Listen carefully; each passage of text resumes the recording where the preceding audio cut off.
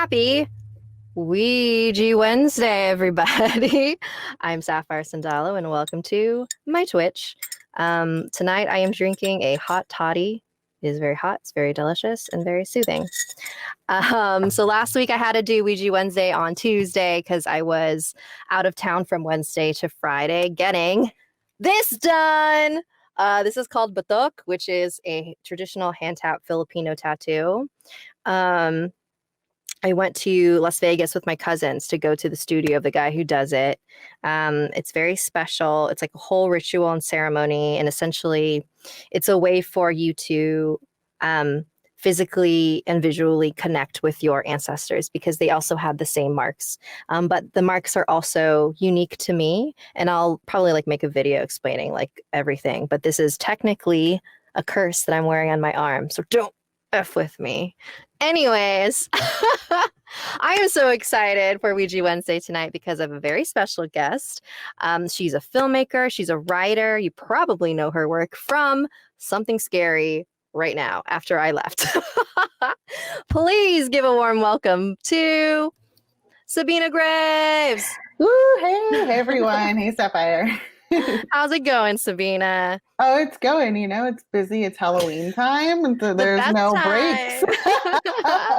Best time of the year. Oh, yes.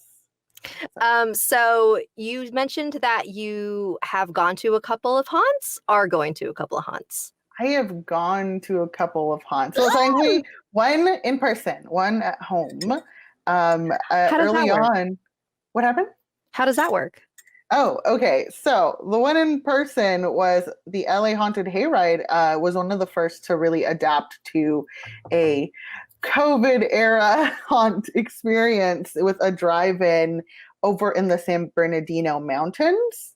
So basically you drive through some cool spoopy sets similar to just what they have usually every year at the LA Hayride. If you've been through their trick or treat sections, a lot of those cool facades are what greets you on your way inside. And you are able to park your car in this sort of drive-in style area. Mm-hmm. The best way to describe it is it's not a real drive-in, but they built a drive-in. And it's hosted by some of their characters from the past couple years that they've done at the actual hayride. And you get to sit with your mask on, watch some shorts from Crypt TV while scare actors run around all over you and scare you from a distance in your car. It's really great. It's really cute. It seems like you won't be able to be gotten really easily, but they do play a lot with strobe lights and it's dark outside, but then lights on and they're your window. And yeah, because I remember seeing advertisements for a lot of haunts that are stay in your car and drive through the thing. And I'm like, how scary could that be? Because I feel like the whole point of a haunt is you're in a claustrophobic area and they're right up against you. So I don't know, how was that? Some were effective. I did jump a couple times, but It was interesting to see kind of how it played out throughout the space. Interesting. Sure. They're still trying to get into it. Yeah. Are they still doing that? Is that still happening?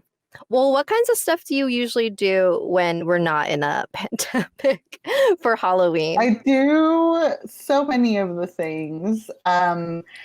Specifically, in the LA area, I go to LA Haunted Hayride, the Universal Studios Halloween Horror Nights, the Queen Mary's Dark Harbor, and Knott's Scary Farm. I don't necessarily have a favorite because I think each one is really good at their own specific thing.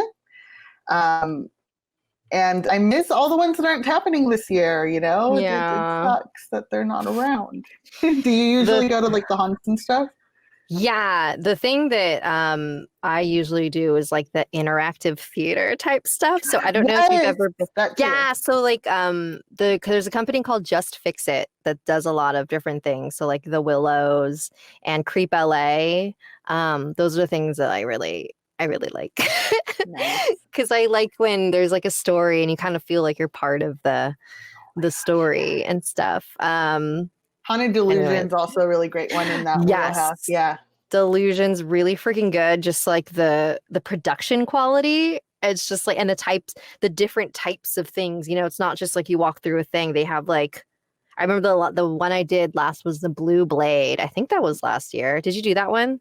Yes, that was their first sort of adventure foray. It wasn't Yeah, as scary as the ones they've done before, but I thought that they had planned this year to kind of start to bring back their original shows because usually they'll do one show per year. So they right. were restarting their runs, and they were going to go back to the first story and bring that to life Oh, for people cool. who didn't get to do it the first time around. Oh, that's Um, awesome. Because I yeah, missed it. So I want to see that. those are really intense. The first few were like really scary. It was about a haunted house and a lot of ghosts and a lot of jumping in graves, a lot of moving walls and giant spider people. Like Oh, it was intense, for oh, sure. I love it. I'm So, like really weird because I haven't heard what's been going on with that. I don't know if it's because the algorithm like bottom off like feed, but I don't know. They would have feel like they probably should have done something this year, kind of adapt to what's going on. yeah, I mean, I guess it's hard to do something so intimate in like a COVID setting, and like, with like masks or like whatever. I feel like it's too risky, Yeah. unfortunately. Anyway, so obviously, we're a huge fan of Halloween. That goes without saying. What are some of your favorite movies to watch for Halloween For season? Halloween time, there's definitely classics like The Addams Family and Halloween, John Carpenter's Halloween.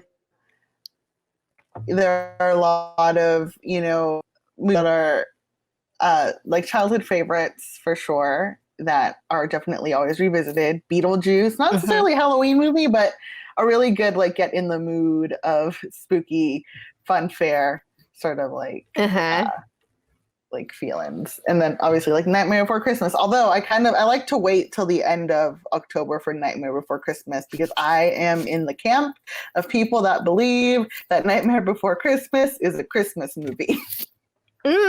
Yeah. I mean, it's Halloween and Christmas. It's really all the holidays, Yes. if you think about it. um, so let's see. And also, anyone in the chat, if you ever have a question, you feel free to shout it out. Questions or comments.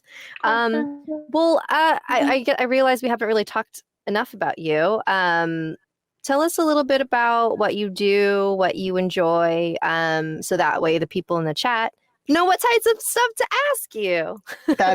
That is very true. So I'm a filmmaker and a writer. I've done a few short films, music videos that are in the sort of genre fair. It's really important for me to bring in Latinx perspective into a lot of the stuff that I do.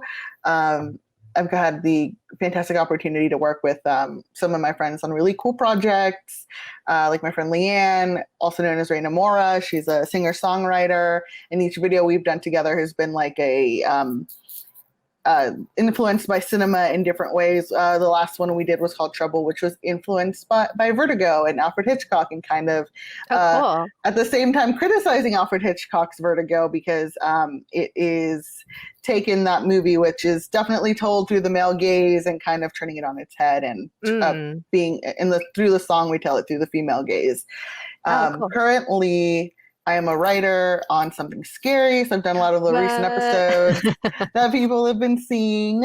And I am a part of a program called Start With 8 Hollywood, which is a cool initiative that is helping out women of color in the entertainment industry, make connections, get help, find their cool group of contemporaries to work with and collab with, working with them to, bring, more inclusive stories to the screens because it's needed. And That's also a awesome. journalist. I write about spooky things. How is that going? How is the Start With 8 program going? What's that experience like? I'd actually have never signed up for anything like that. But what was really appealing to me was that it didn't require any fees. It also didn't require to basically use my trauma or like hardships as a test to qualify for anything, which no like disrespect to the places that do. I know that, you know, that is a part of what that has been for so long. And that wasn't necessarily something I was completely turned off by, but also, you know, it was kind of like with the work that I'm in, I currently have a lot to write on my plate. So it was kind of hard to make time to write more additional things. But at the same time, that was one of the big reasons this initiative was sprung from, you know, in that a lot of times for women of color, there are a lot of hoops that have to be jumped in order to get into a room. And those hoops aren't necessarily there for a lot of the people that are currently in the room.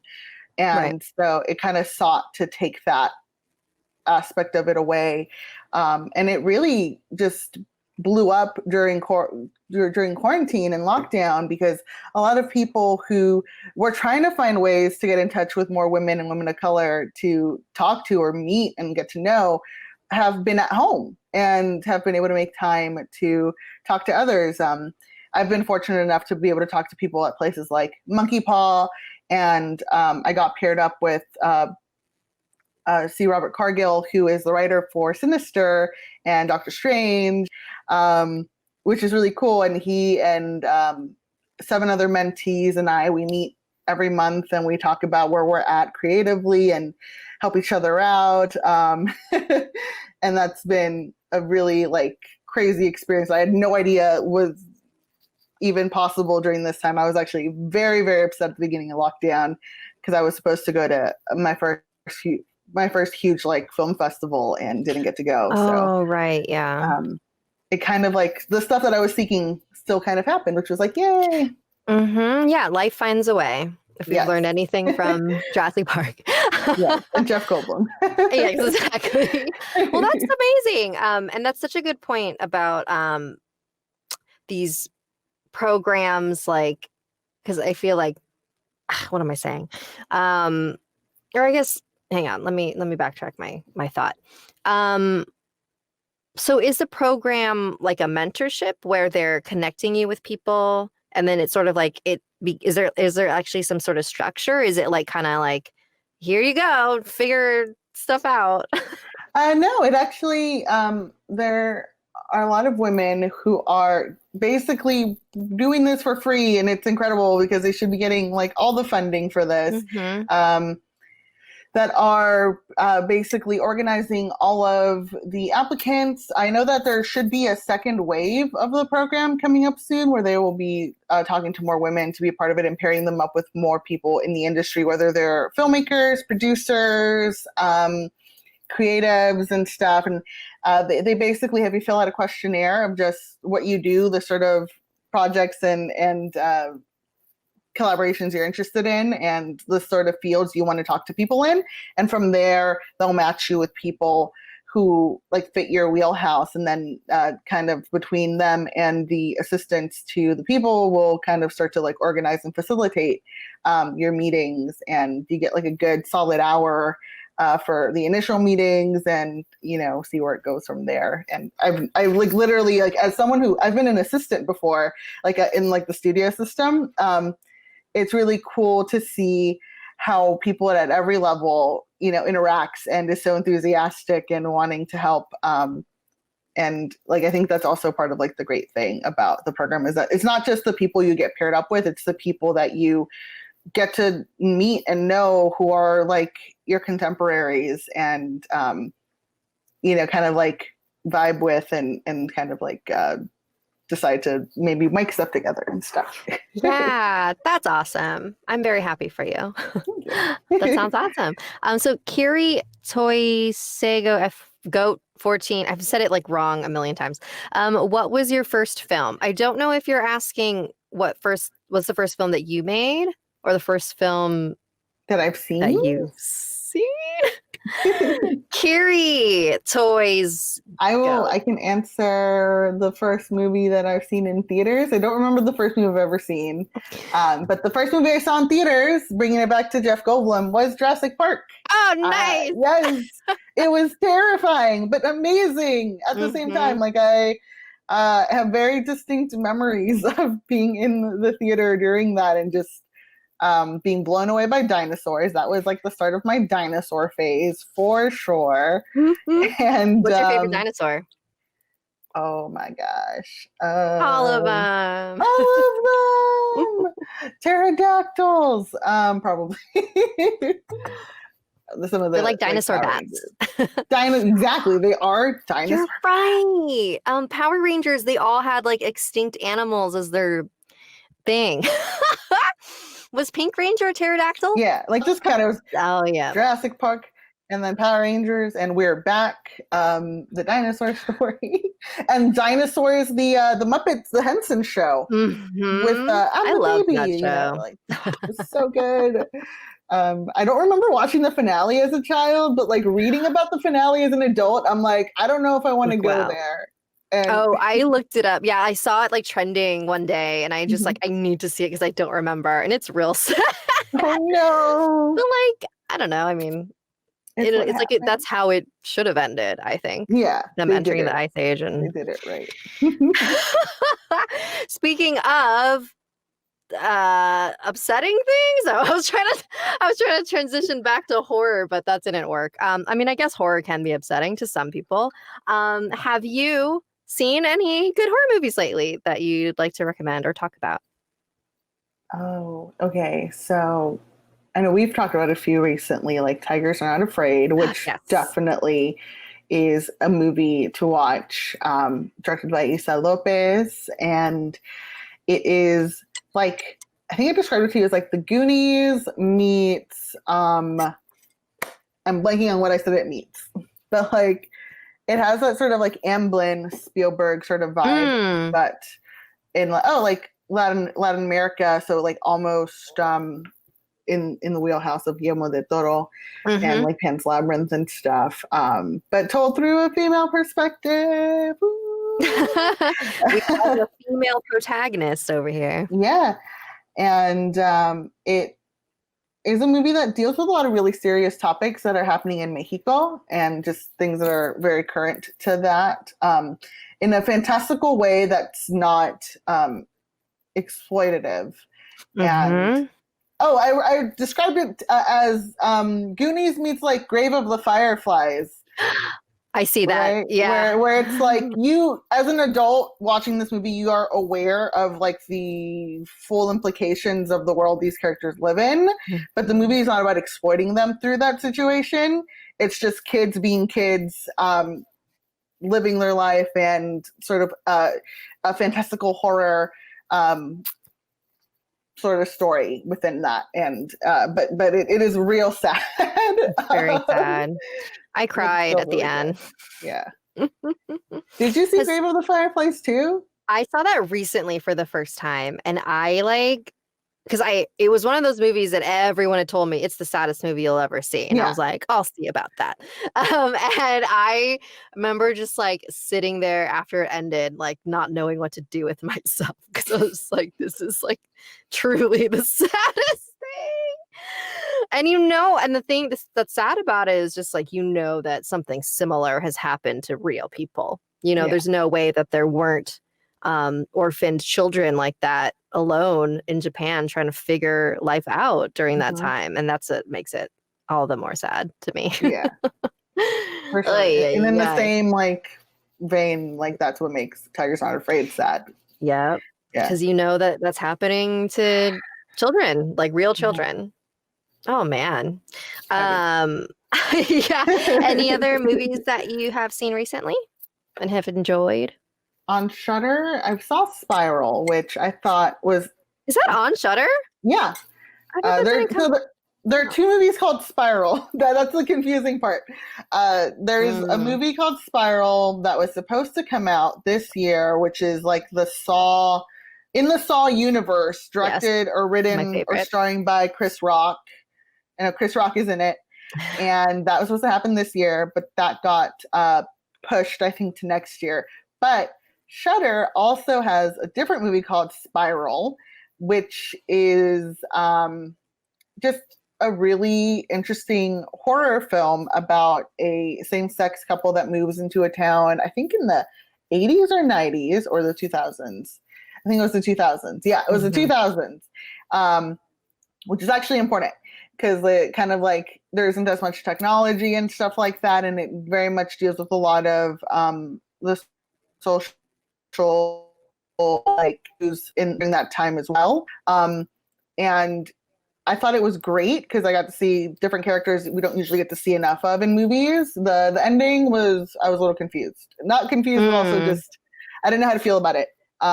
Wait, I definitely would rewatch it. I think I saw a trailer for this. Is this the one where it's like two men? Yes.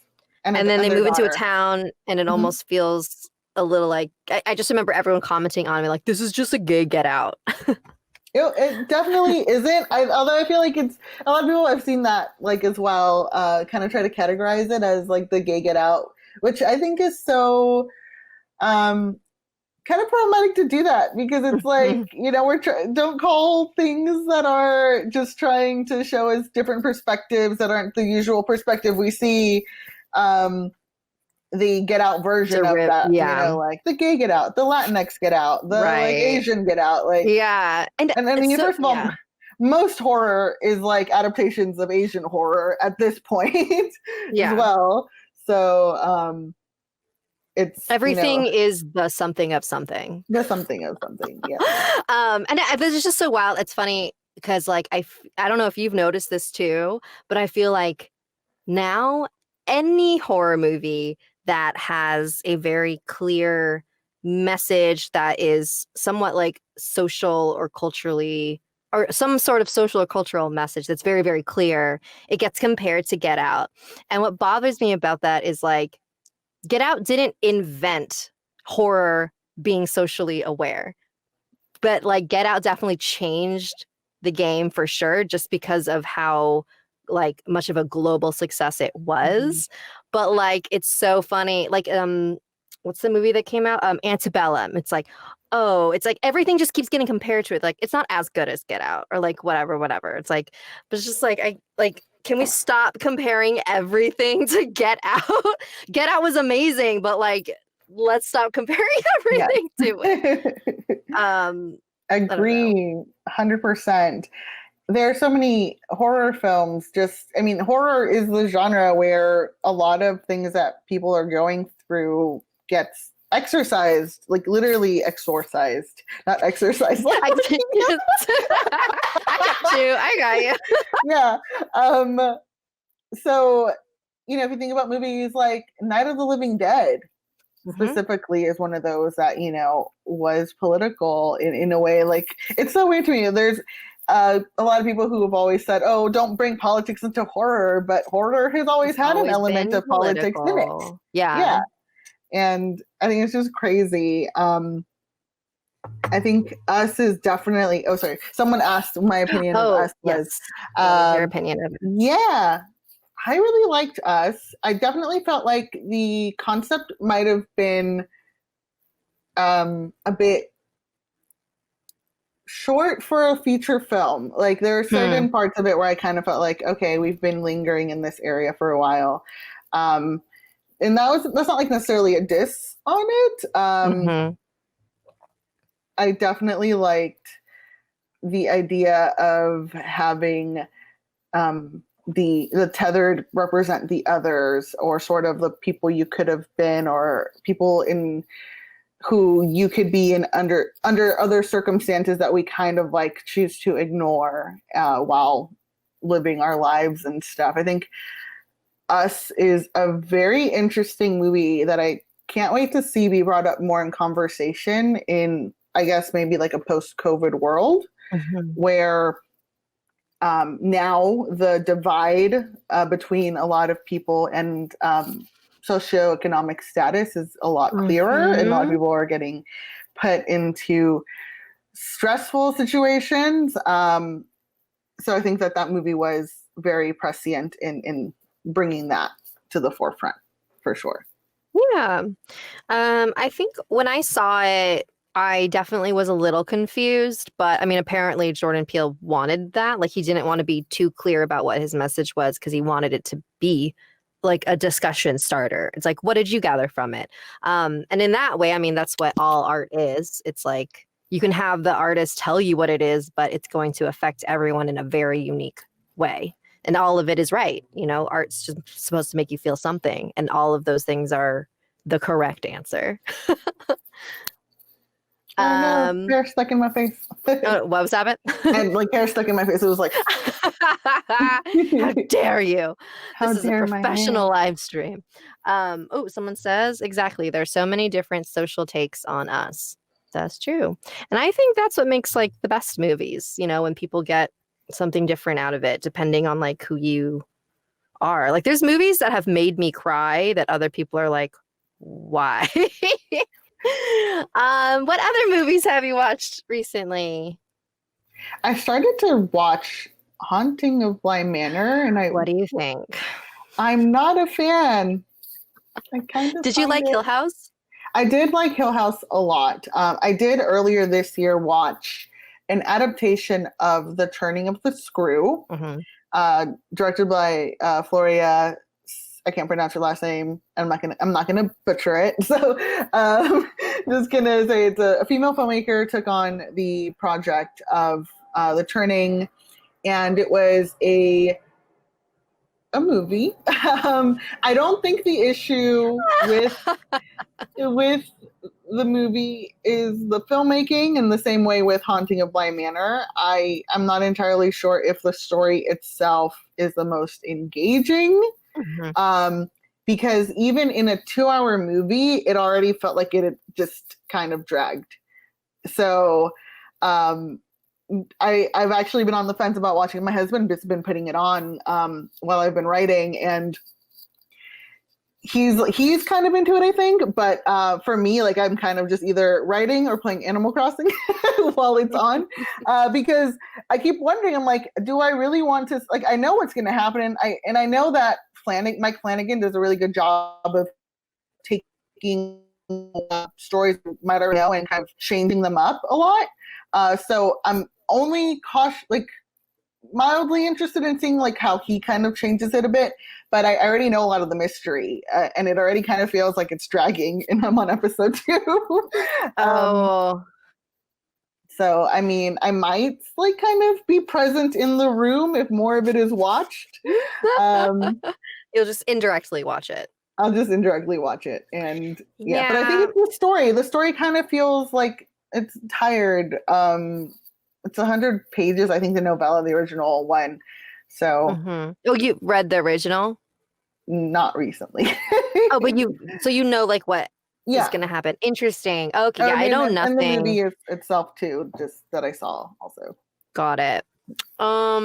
Yeah, I'm like maybe on the 6th episode at this point. Sometimes like even if I don't like a TV show, if I like reach a point where I'm like, well, I just gotta know what happens, then I just like force myself to watch it. I feel like I'm at that point with Bly Manor where I'm like, I don't really care about like any of these characters, but I want to know, like I've invested too much time. Somebody asked, what do you think is the best acted horror movie? Ooh, that's a very good question. Yeah, I guess it means like what? I guess like for a modern one, a recent one, I'd say like The Witch. They're all very convincing as like people of that era.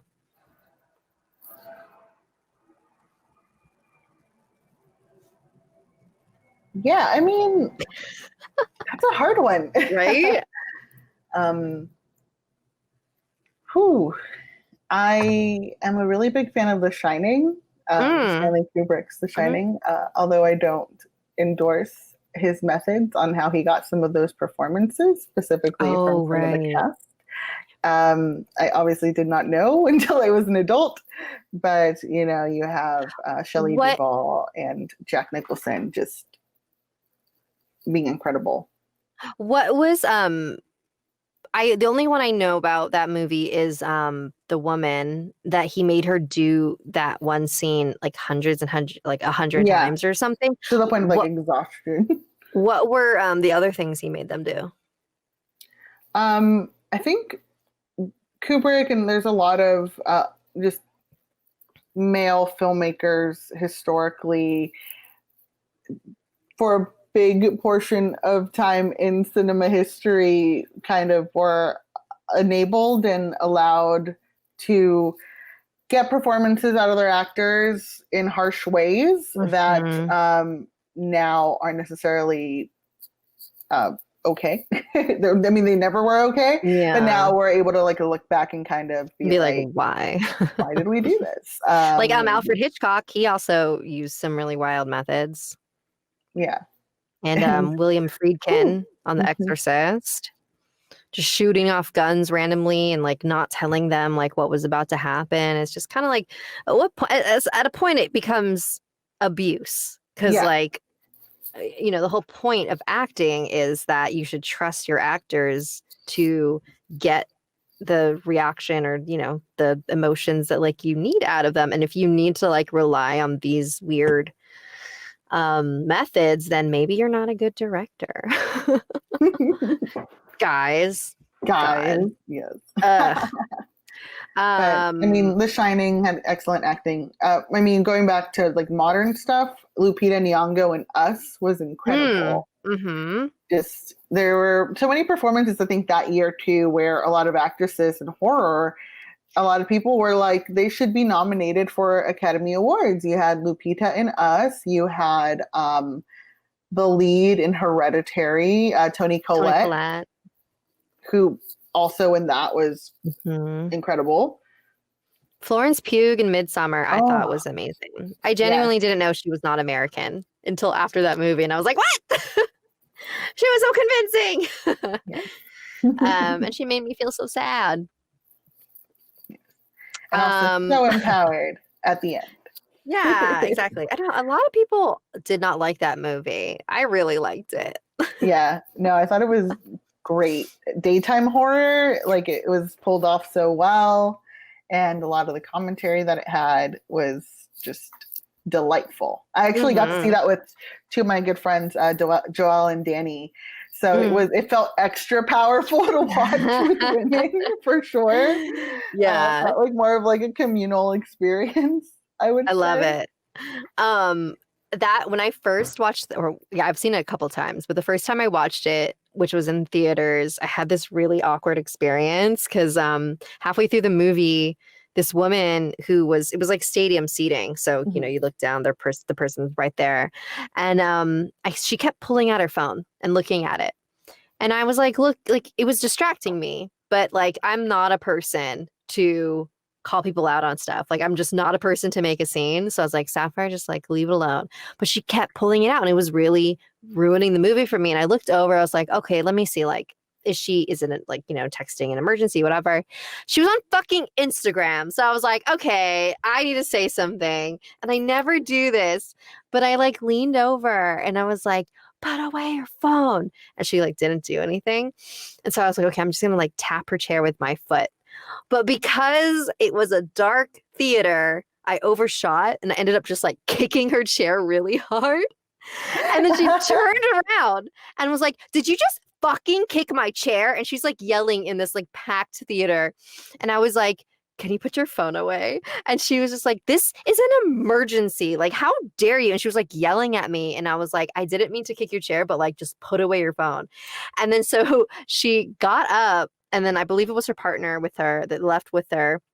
And like, because I don't like these types of confrontations, my heart is pounding. I'm like, oh my God, oh my God, oh my God. And then I can't like enjoy the movie anymore. But like she left and like maybe like 10 or 15 minutes passed. And I was like, okay, like maybe they just like left, right? Nope. They walked back in. And before she sat down in her chair, she looked at me and goes, by the way, I'm pregnant and you're a fucking bitch. And then she sat down. And I was like, what does that have to do with anything? But I was just like, oh my God, like she just won't let it go. And like after it took a while for me to like get back into the movie. That person is the worst. It was just like unbelievable how she just like went to that level so quickly.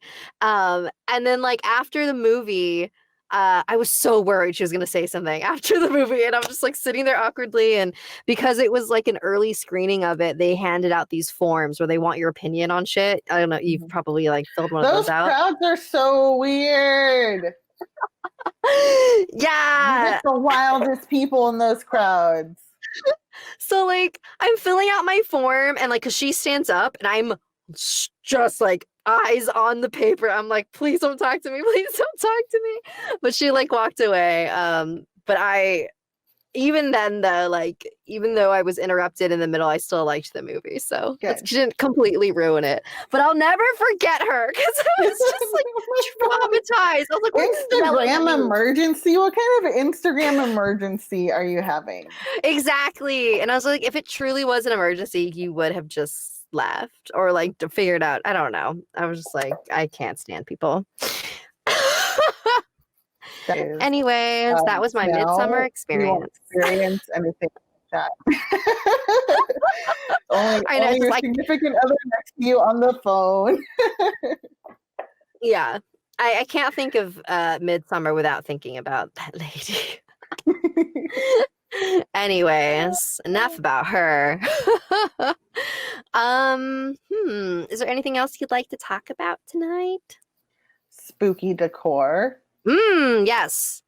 You found something real I have recently. found the greatest, the greatest pillow I have ever seen. It's currently my backrest. I present to you Potato Bat. Ah! He's so chunky. He's a chunky. I love him. I don't know how to angle him. There you go. There you go. Hi, Like, Potato Bat. This is insane. Where'd you get that? I got it at Target. So I think Potato Bat's incredible. I think it looks really, really weird. And it reminds What We Do in the Shadows when Vladislav can't fully transform into a cat. So his face is on like the cat and stuff. And that's basically what I think. This is like a vampire from What We Do in the Shadows whose face can't fully transform when they're a bat. And this is my canon. But this line is done by John Darien, and he did like this really just gorgeous, outlandish, vintage-inspired spooky line for Threshold, which is like the fancy Target like brand. Fancy Target. Fancy Target, yeah, for when you feel bad that you can't afford like $300 chairs at Crate and Barrel, so you go to Target, and Threshold is there to like make you feel better about not being able to afford ridiculously priced furniture and decor at the fancy adult places. No, and I mean, like, I love Target. Like, Target is like the spot. But they'll do collaborations with designers, and he's one of them. And this is like, it hits the spot for those of you out there who love Halloween time for the decor that most people might use just for Halloween time, but you'll actually just have it up all year round. Nice. So this is for sure like one of those. And I think Michaels and Joanne also had really good decor this year that is great for all year. They had like this like mystical sort of like old vintagey stuff too. So like Michaels had a bunch of eyeballs and crystal balls. And yeah, like it reminds me of the Halloween postcards for sure. I don't know if you've bought anything on like your like no decor adventures this year. No, we're not. I mean, now that I think about it, I'm like, we don't really decorate. I think all of the spooky stuff that I own is just like in my office. So it's just like there all the time. I know. I'm like, why don't we decorate? I also feel bad for like kids this year because like trick-or-treating, that's not gonna happen. No one's gonna trust anyone with candy. You're gonna catch something. I don't know. That seems yeah. Although I did see someone install a chute. Like I saw that, yes. To just like shoot the candy through this shoot the little candy, tube. yeah, through the tube and stuff. And there have been like some like candy bags that are like packaged like individual portions. They can just like shoot through it and stuff. So I guess. interesting. Yeah. Although technically in California, Halloween and trick-or-treating is canceled in California. So we're officially not technically supposed to be doing that, but I think people are gonna do some guerrilla trick-or-treating. Yeah. And get creative. Did you do lots of trick-or-treating as a kid? Was that like something you did? Oh, for sure. My parents would take me and my brother to the nice neighborhoods and we'd go trick-or-treating. And that was for sure the way. We'd go to the places where we'd get like the legit candy, like actual full-size bars or like good chocolates. I'm actually not like a fruity candy person, so definitely was more into like chocolate and like M&Ms and Snickers and Twix and like Three Musketeers. Did you ever we had a routine because like I had a neighbor who I'm still really close with. I've known her ever since I was like in second grade. And so we would all go trick-or-treating together, but we always at the end of the night would go to her house. Her mom would supervise and we'd like dump out all our candy and we would like sift through them and we'd throw out anything that like could have been opened and put back together. Did you do that too? Oh, for sure. Like parents would check the candy and stuff, especially because my brother and I, he was like the hard candy kid. So we would just go through it anyways. And he'd give me all the chocolate. I'd give him all like the Starburst and like Jolly Ranchers and all that stuff. He'd get all that. So it would happen in the process of doing that for sure. Cute. Yeah. Isn't it wild? Like, I think I remember, what was it? I was listening to my friend's podcast. It's called American Hysteria. And they were talking about the whole like razors and the candy rumor, urban legend, like that apparently never actually happened, or it happened like once. And like ever since then, everyone's like changed the way people have trick-or-treated. And I'm just like, wow, that's like, it's so fascinating to hear, just things that you think are truth, we're just like, yeah, people are going to, why people put needles and razors in the candy, so we're going to check it. But if you really think about it, it's like for so long, that was never a concern, and same thing with like letting children run around on their own. Like back in the day, it's like that was just the thing. You just like let them run around. You don't really check up on them. And now, you can't let your child out of your sight. But it's like, are there more kidnappings now than before, or are we just more aware of it now? Like we don't really know. Yeah, I mean, well, kids are running around doing a lot of stuff on like social media. Like there's this app called Randonautica that it was basically a attractor to different energy sources, allegedly, and kids are like going to like geek out like weird knots and finding things on this app that is kind of sketchy, because one of like the major things that happened on that app was that this group of kids in Seattle, Washington, they found a dead body like at the beach. It led them, like they were like, oh, we want to go on an adventure. So like they weren't even like holding the app with a spooky intention. They kind of were just like, oh, we want to go on an adventure. We want to find something like, together or whatever. And they were led to this suitcase that had washed ashore, and they thought maybe there was treasure in there or like money, and it ended up being a dead body. That is so wild. Can you imagine? Well, like because you've used that before, right? And it led you to something. It led you to a briefcase. It did lead me to a briefcase. And that was terrifying. I blame my husband because it was his phone. And so like, it was basically for one of the stories on the Something Scary podcast that this story like came about for me, was that, we're going to talk about it. And I didn't want to put it on the podcast without actually trying it myself and being like, is this like really sketchy, or like, is this just like a gimmick or something? So we tried it out, and my husband said he was holding it with the intention of like something, but like in the back of his head, he was like, please don't find a suitcase. Please don't find a suitcase. Please don't find a suitcase. Of course you're gonna find a suitcase. Yeah. That's how he But found the you suitcase. didn't open it, right? We did not open it. It was locked. It was a locked Open it. suitcase. It was very old, like old-timey, in a like Christmas box. And he moved it around and said that in the suitcase, he felt like the thump of like something metal, like a clank. So I was like, that could have been a murder weapon. Your fingerprints are all up on this. Oh shit! Like suitcase. Although I think he didn't touch it with his hands. I think he like we had a doggy poop bags in the car, so he covered his hands Little with the glove. doggy poop bags. And then like shook it around, and like we were supposed to go back and like try to like rip it open to see if there was something weird in there, but we never went back. You should have. I'll never know. You'll never know. We'll never know. We never did it at night though, and there's like a bunch of kids on TikTok who like go out at night specifically on Right. the app, and like But it's like a whole thing. okay, so like how does that work though? Like is the idea that like the app genuinely takes you to a random place and your intention controls it? Is that the idea? Yeah, so it has like 3 categories where you're supposed to type something in. I don't know if you type something in. It's been a while since we did it because like this was months ago.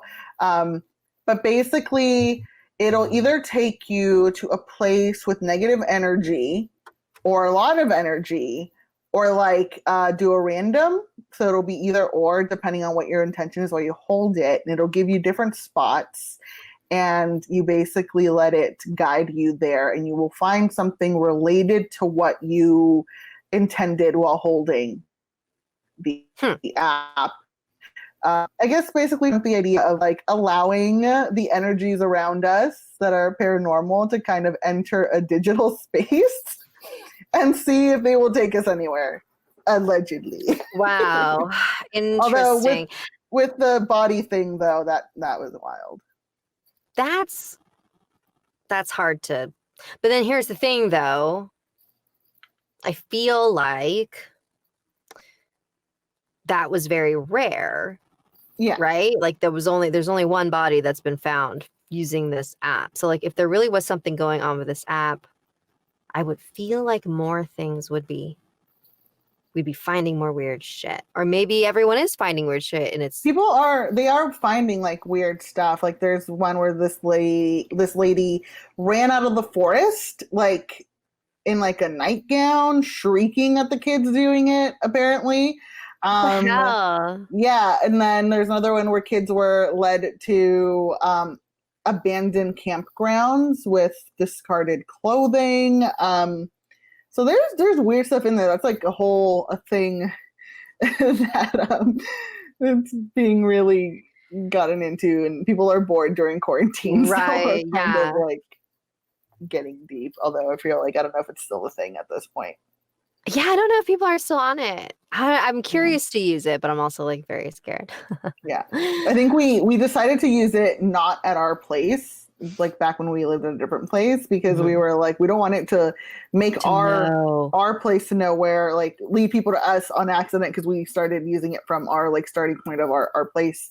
So we would drive out like to a different neighborhood and then turn it on, and then kind of like play with it and stuff and see where it would take us. Yeah. Oh man. Wow. I mean, there's cute ones. Someone Like said that what? they held it and they wanted to find like a friend or like a pet, and they actually were led to like a litter of kittens. Get out of town. Yeah. Like a litter of kittens, just like not in a store, But just like, or you like a know, shelter, but like like a feral cat had some cats. Yeah. get out of here. So they found some kitties, which is nice. Interesting. So now I'm like, okay, maybe. Wow. All right. Well, we are coming up on the hour, so I think now is a good time to wrap it up. Sabina, where can people find you on the internet? People if they can wanna find follow me you? on the internet, on Twitter at Sabina has no R. I tweet out usually everything I do on there, work-wise and something scary-wise and stuff. And on Instagram, it's at That Lady Graves. And I post a lot of like my Halloween decorations and spooky clothes that I buy. Like I usually go crazy this time of year, and I stock up on the stuff I will wear for the entire year. Cake Worthy has an amazing Universal Monsters line right now that I'm really into. They also have an Animal Crossing line, and I got this little Animal Crossing shirt because I'm addicted to this game as a way to relax. Nice. When I'm doing non-spooky things. Although currently there are a lot of spooky things on Animal Crossing. So okay. I haven't gone into that game because I don't have a Switch, so Switches are hard to find right now. Yeah, I'm like I video games for me is actually not a social thing. Like I only play what do you call it? First person role playing games like Outer Worlds or Fallout. And that's when I just like I don't even like live streaming them. I don't like games where I interact with other people. I'm like, no, this is me just like I just want to blow up some stuff and be on my own. Cool. Thank you so much, Sabina, for joining me. Of course. Always. You're welcome back anytime. Yeah. Cool. All right. Well, have a great rest of your week. I hope you get some rest soon. I know you're very busy. Yes, always.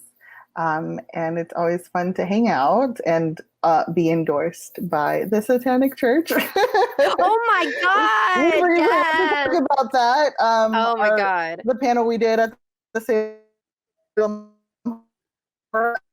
Festival did really well. People liked what they saw, so it's being shared in the world, and yeah, I'm really excited. Yes, you kind of broke up. Your audio broke up a little bit, so I'll just repeat the parts that are missing. We did a panel at the Salem Horror Fest, the virtual festival that they did recently, and the Satanic Temple asked if they could share our talk. Yeah, so hail Satan. Yeah. All right. Bye everybody. Bye, Thanks everyone. for coming. Thanks for coming. I don't know, whatever. For Okay. joining us. Good night.